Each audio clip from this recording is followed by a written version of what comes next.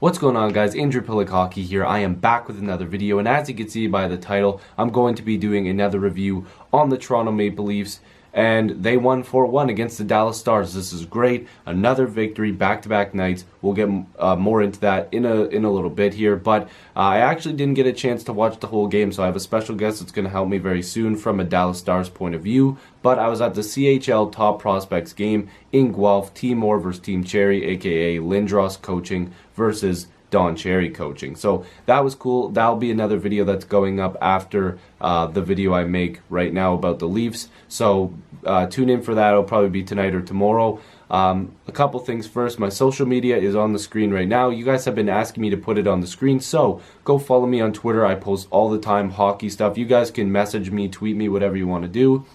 And my Facebook, I post my videos there, and my Instagram, if you want to follow me on there, you can do that as well. But yeah, make sure you subscribe if you're new. I'd love to have more hockey conversations with you. We'll get into the video. Also, go subscribe to BSAUCE and ASAUCE. Their channels will be down below. Make sure you go subscribe to them. Lots of good content there as well. And the other channel that I will get to in a second. But like I said, let's get to the review. 4-1 Toronto Maple Leafs. Great game from what I heard for the first half. I only got to see the second half.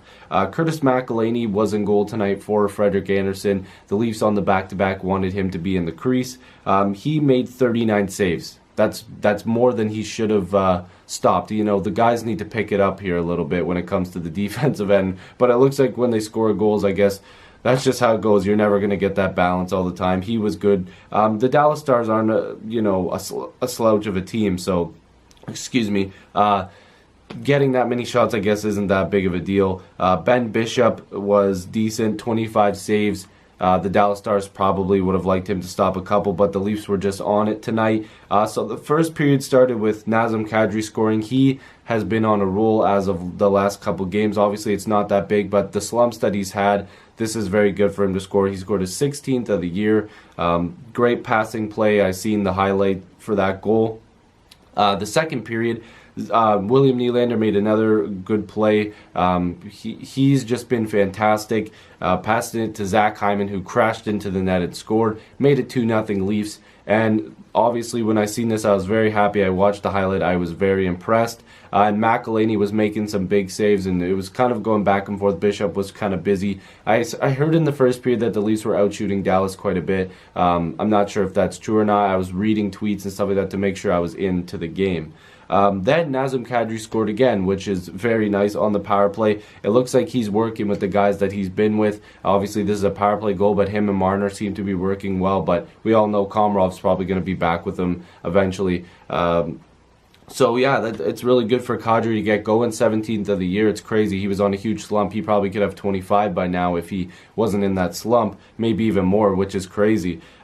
Jake Gardiner, second assist. He had 3 assists tonight, which is really good. Also, I'm not sure when this goal exactly happened, but the Connor Brown goal that was disallowed was a terrible call. It is one of the worst calls of the season. Just because the referee was out of sight, he just blew the whistle because he couldn't see the play. He just guessed. He didn't try to actually see where the puck is. A lot of people are saying, oh, well, he was out of sight. That's a terrible excuse. When you're a referee, you need to get into position. You get paid a lot of money to get into the proper position. And again, this is something I will make a video on. Connor Brown was robbed of a goal. The Leafs should have had another one, and that's not a Leafs bias. That is terrible. Ben Bishop never had control of the puck. I should be freaking out, but the Leafs won. I'm getting burnt up here. I'm getting really mad. I'm going to calm down here a little bit. That's a terrible call. It will be part of the little series I'm doing when it comes to terrible calls. Be on the lookout for that because it is coming. Trust me. Obviously, we knew Tyler Seguin was going to score. He's been incredible. 23rd on the year for him. Assisted by Alexander Radulov. Got the Stars on the board. 3-1 Leafs after 2. And in the third period, the Leafs just looked okay. They wanted to make sure that they could lock down the game. Austin Matthews scored his 22nd of the year, assisted by Nylander. Again, he had 2 assists, if I'm not mistaken, tonight. Jake Gardiner had 3 points, even though the Tyler Seguin goal was kind of his fault. He got stripped of the puck, but there was nobody helping out front. He ended up getting stripped of the puck and going out front to try to take Seguin. But regardless, The Leafs win after that Austin Matthews 4-1 goal. McElhinney made some big saves at the end of the third period there. So that was my take. I mean, I didn't get a chance to see the entire game. I only got to see the second half, so I just wanted to give you guys my quick thoughts. And we are going to get into Graviteh's part of the video. Now, Graviteh is a YouTuber that I wanted to work with. He makes Dallas Star fan reaction videos like Steve Dangle does for the Toronto Maple Leafs and how I kind of do for the Toronto Maple Leafs. I've been trying to do more. Sorry I didn't do one yesterday. Whenever you're watching this, the back-to-back games, I missed one of the games where the Toronto Maple Leafs won in overtime, Nylander's goal. I didn't do it because it was a super long day. I'm not allowed to say anything about it yet, but I was sick as well, so that was not adding up. It was pretty late. But yeah, getting back to Graviteh, go subscribe to his channel. It will be in the description box. You're going to hear from him right now. Yeah, and make sure you guys go subscribe. I believe he's sitting at like 150 subs. Getting him to 200 would be pretty cool. You guys go do that. Yeah, so we'll get his point of view as a Dallas Stars fan. Take it away. Hello guys, I'm Graviteh. Now, I primarily do Dallas Stars fan reactions, sort of kind of like Steve Dangle. Now, I want to give big thanks to Andrew, who's letting me get the opportunity to talk to you guys. Well, my hobby is to talk about Stars games. Let's get right into that.